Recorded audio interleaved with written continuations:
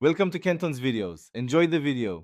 You begin by confirming whether this is an Android or iPhone because the steps differ.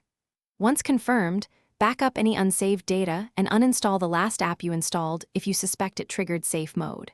Press and hold the power button to open the shutdown menu. Make sure battery is above 20% so the device won't die mid-process. Now, follow the proper restart method for your platform. Do not skip the next step that forces a clean exit.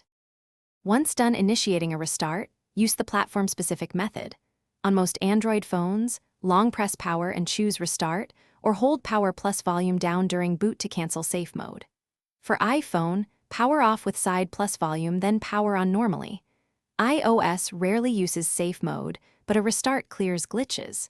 If the device returns to safe mode, make sure to boot into recovery on Android and clear cache, or connect an iPhone to a computer to update or restore safely without losing essential data.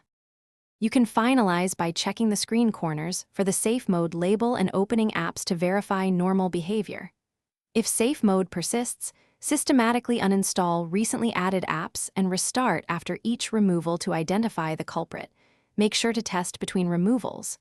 As a last resort, perform a factory reset after backing up everything, because that resolves deep software conflicts.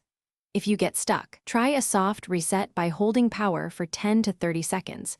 This often clears transient faults without data loss. Thanks for watching. Consider subscribing if we helped you.